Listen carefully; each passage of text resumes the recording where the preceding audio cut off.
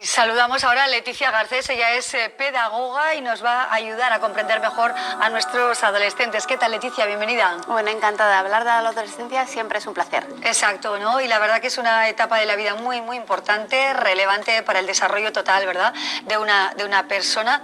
Ahora me gustaría que centráramos un poco la mirada en las pantallas, ¿no? Porque es cierto que se ve un problema, el uso desmesurado de los móviles, de las pantallas en la adolescencia. ¿Qué riesgos se entraña?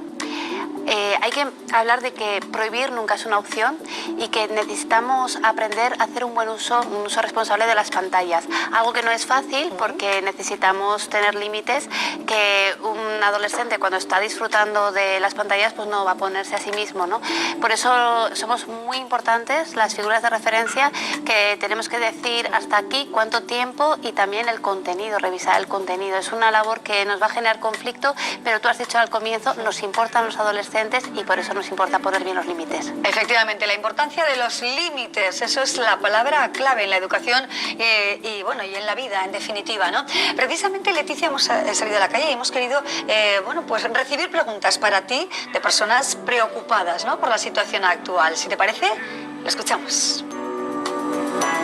Me gustaría saber cómo enfocar el uso de pantallas con respecto a niños y adolescentes en el centro educativo y en casa.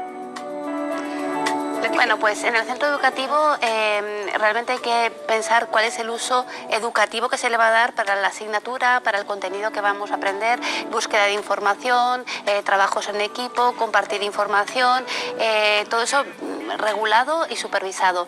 Y en casa, más que regular el tiempo de pantallas, hay que preguntarse qué actividades extraescolares hacen esos niños y niñas, cuánto tiempo tienen supervisado, cuánto tiempo están solos, cuánto tiempo están en la calle socializando, de tal manera que eso también son límites. Sí. Cuando yo tengo que ir a una extraescolar, tengo que ir a un cumpleaños, tengo una actividad familiar, el tiempo de estar solos con las pantallas se reduce. Entonces, más que limitar el tiempo de uso de pantallas, hay que preguntarse cuál es el tiempo que dedicamos a la socialización supervisada y a las extraescolares, por ejemplo. Leticia, más preguntas relacionadas precisamente con los límites, cómo ponerlos. Yo le quiero preguntar a ver si hay algo para atajar estos adolescentes, que es que están todos muy salidos de madre. ¿Cómo ponerles límites? ¿Cómo ponerles límites?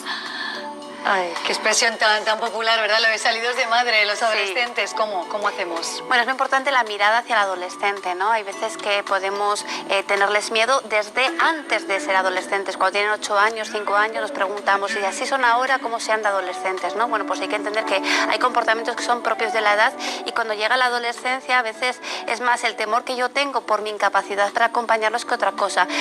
Para hablar de límites hay que hablar de normas, hay que hablar de hábitos. Las normas son para limitar el consumo de algo que en grandes cantidades puede hacer daño, como consumir azúcar o consumir pantallas. Esas normas se han tenido que trabajar previamente con el acompañamiento de los padres y las madres, que también tenemos que dar ejemplo, ¿no? Y los hábitos que se trabajan en la primera infancia son para entrenar la tolerancia a la frustración. Cuando llegamos a la adolescencia hemos tenido que hacer ya este trabajo, el trabajo de hábitos, que no solamente es aprender en las rutinas diarias, sino trabajar el autocontrol, el dominio propio, la voluntad. Todo eso tiene que ser bien acompañado.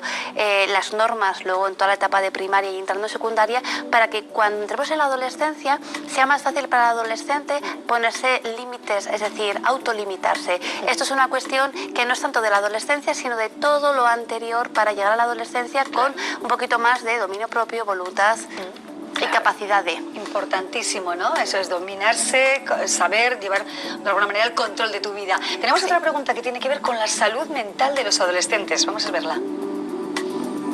Una pregunta interesante me parece cómo gestionar las emociones de los adolescentes. La adolescencia, que es problemático, y más sobre todo cara a los abuelos, porque los padres de los abuelos ya tenemos más problemas para entender. ¿Qué contestamos, Leticia? Pues que cuando hablamos de emociones a veces pensamos que solo hay 5, ¿no? Las básicas, pero hay más de 500 emociones, 500 formas diferentes de denominar lo que siento, cómo me siento. Y cuando hablamos de gestionar a veces entendemos que es controlar una emoción. Las emociones no se controlan en todo caso se trabaja la conducta. Entonces es verdad que el adolescente tiene que saber estar enfadado, tiene que saber estar triste y tiene que saber pedir ayuda. Entonces muchas veces queremos que se regule, que se controle, pero no le hemos enseñado las herramientas ni tampoco le hemos enseñado cómo lo hacemos los demás, ¿no? Entonces quizás tenemos más que preguntarnos cómo hacer para que un adolescente se gestione las emociones, habría que preguntarse si ese adolescente tiene recursos, es decir, qué competencias emocionales tiene. ¿Sabe escucharse a sí mismo? ¿Sabe identificar cuando está nervioso? ¿Sabe pedir ayuda cuando tiene ansiedad, cuando está preocupado? ¿Sabe hablar de lo que siente? Entonces, más que cómo un adolescente se puede gestionar las emociones, es un adolescente cuando cuente con competencias emocionales suficientes, sabrá cómo regular sus emociones. Bueno, pues es importantísimo esto, ¿no? Dejar pasar, ¿verdad?, el tiempo muchas veces sin trabajar toda esta serie de competencias, porque eso sí no tiene consecuencias adversas, no solo en la adolescencia, sino también en otras etapas ya, en la juventud, en el momento también de tomar otras decisiones. ¿Cómo puede afectar el no tener esas capacidades bien trabajadas y asentadas? Afecta y mucho porque no me hago cargo de mi propio estado emocional, sino que necesito que otros me ayuden. La libertad es hacer un buen uso de, digamos, de tus decisiones, ¿no? Saber diferenciar entre lo que deseo y lo que me conviene, elegir lo que es bueno para mí. Para que un adolescente elija lo que es bueno para él, necesita que en la etapa anterior alguien haya elegido por él, alguien le haya dicho esto sí y esto no. Y cuando te digo que no y tú te enfadas, yo respeto tu enfado y acompaño tu proceso. ¿Por qué?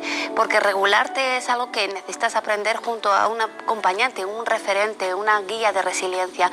Y las competencias emocionales se aprenden, pero se aprenden en el conflicto. Cuando yo me enfado y me frustro y no me sé regular, necesito que haya alguien que esté conmigo mientras estoy aprendiendo a regularme. La cuestión es que un adolescente que tiene competencias emocionales va a tener seguramente una mejor salud mental. Pues nos quedamos con todo ello, importantísimo, sin duda, en este momento además en el que la salud mental se resquebraja, ¿no?, en determinadas etapas de la vida. Leticia Garcés, un placer, un lujo tenerte con nosotras. Hasta siempre. Un placer. Gracias.